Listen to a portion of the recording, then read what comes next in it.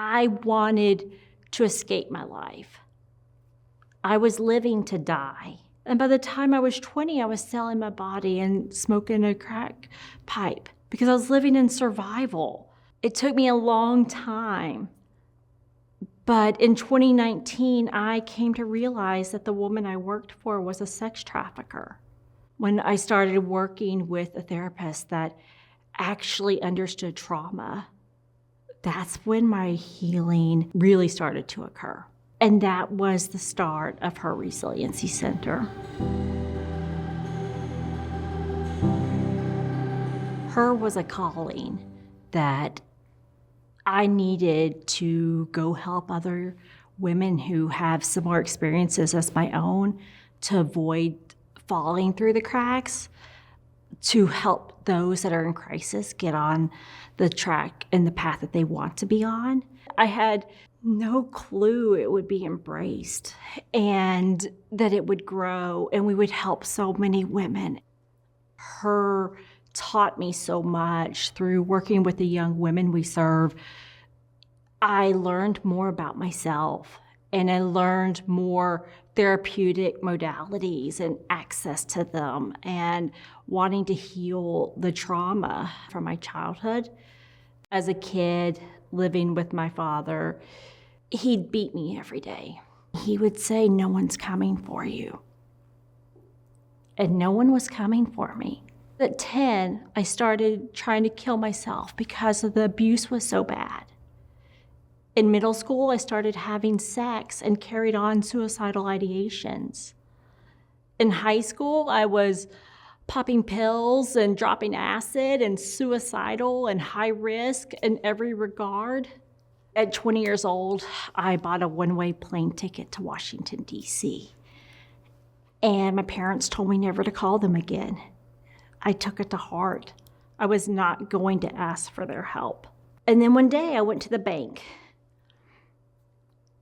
and I had no money. I was overdrawn to the limit where you can't get any more. And when I got home, I went to the downstairs neighbor's house and I was sobbing and crying. And she said, "I have an idea." And we sat down with the phone book and we flipped to the back of the pages.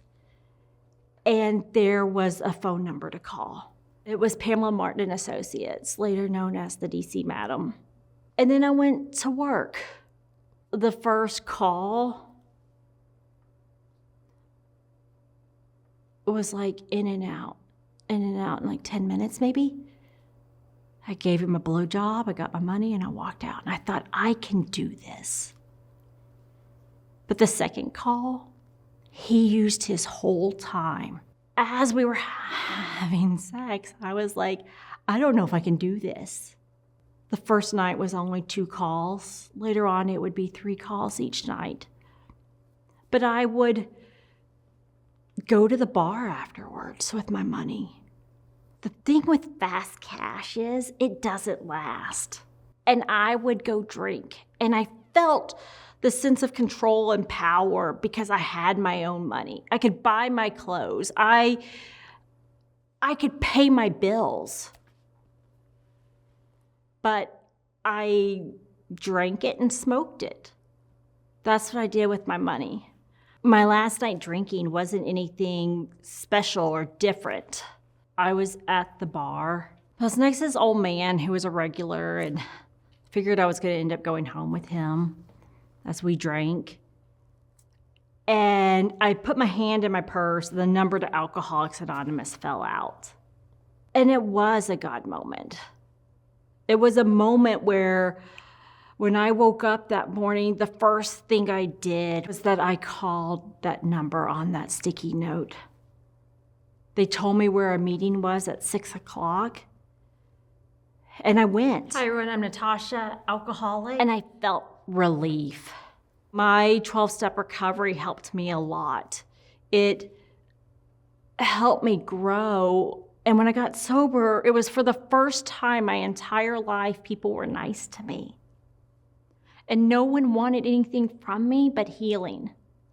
I think I was about 13 years sober when I decided to start her. And it was definitely a calling for me.